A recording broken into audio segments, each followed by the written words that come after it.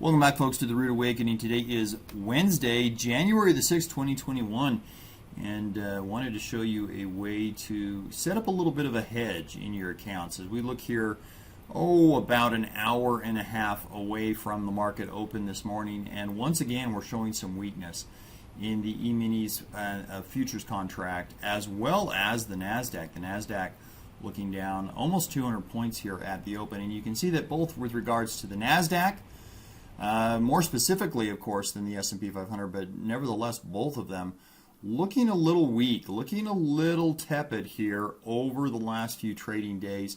A little bit of exhaustion coming in here. There's a lot of negatives coming in to the marketplace right now, and a lot of subscribers are saying, hey, how could we maybe set up a little bit of a hedge in our account in case the market did collapse and in case we did have a crash? And there is a way you can do that. There's actually many ways that you can do that, but the example that I want to show you today is what's referred to as a collar.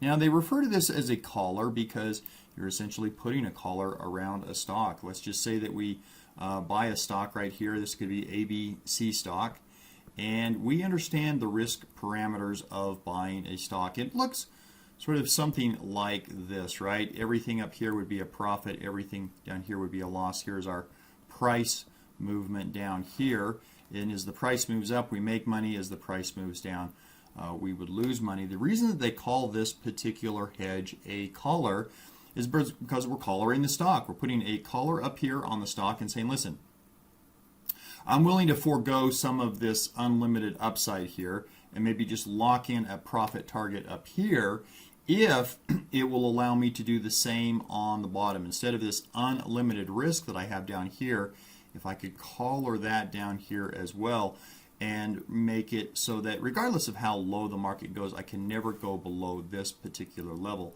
that would be awesome. And the idea here is to do this with no cost. There's obviously many ways that we can hedge to the downside, and it involves usually purchasing put options, which is great and fine, but of course that costs us money. And just like any insurance policy, if you don't use your insurance, you just simply lose the money that you put into the premium or that you purchased the insurance with. So we're going to show you how to do this in a no-cost manner here. I'm going to come into my account, and I'm going to use an example here that's probably the easiest one, and that's just the SPY. Now that's the ETF, which is the ticker symbol which tracks the S&P 500. So this would be a broad market investment. And let's just say, for example here, let's go click on this and say that we do own 100 shares of the SPY. And I'm going to come over here and remove this out of the equation so we can look at this in a little bit more of a pure manner here. So let's take this out one more time here. There we go.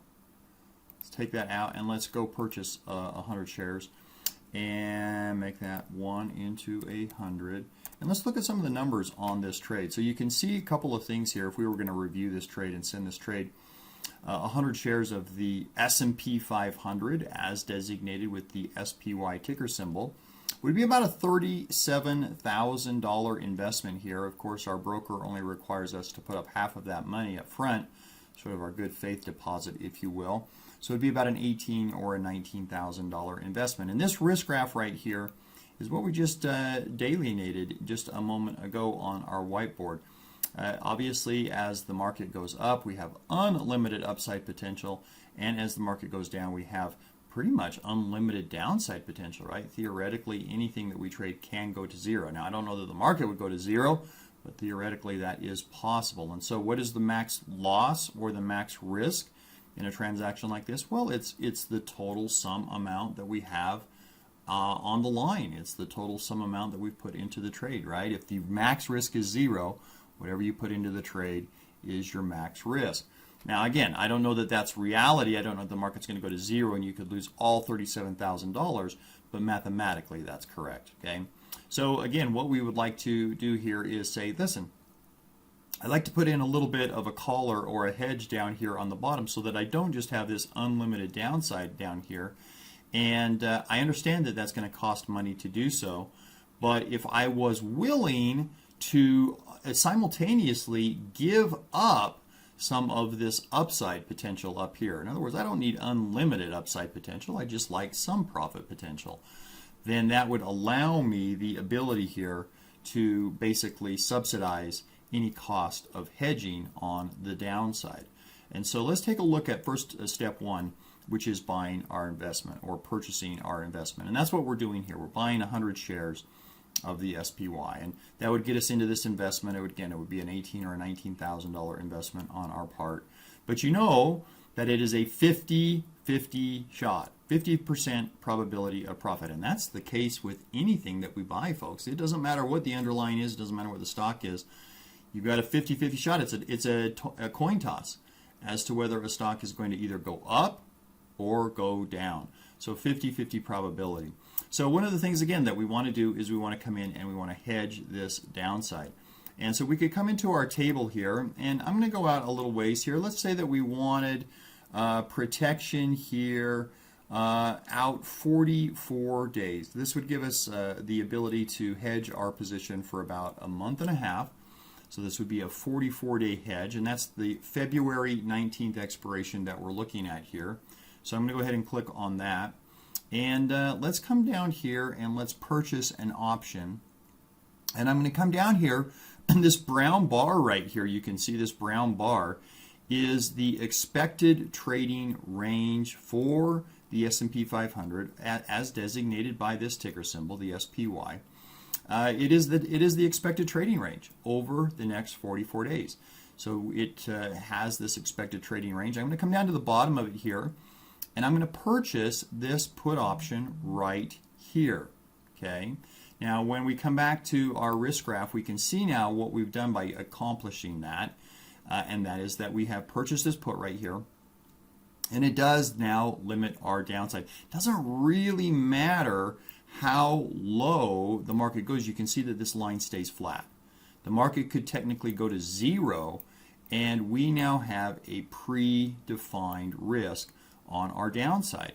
And that's wonderful, and that's lovely, and that's really what a hedge does, is it puts us in a position so that if the market was to crash or collapse on us, we have a predefined risk parameter in place, and we're not exposed to unlimited or unforeseen losses. And that's wonderful. The problem that this creates, as you can see right there, is that it is a $5 option. Now remember, one option contract controls 100 shares of stock, so that would be a $500 purchase. So in essence, the insurance here that we are purchasing to accomplish this hedge is going to cost us $500. And of course, if the market doesn't collapse, if we don't get the benefit of this, we lose our $500 premium. So the easiest way to handle this and make it a no-cost investment will be to come back to our table here and say, you know what, I'm looking at my risk graph here, and again, I love this. I've mitigated my risk on the downside. I still got this unlimited upside here potential in the marketplace. I don't need unlimited upside. I would be willing to cap my profit up here at a reasonable number if it would allow me to purchase this put insurance protection for free.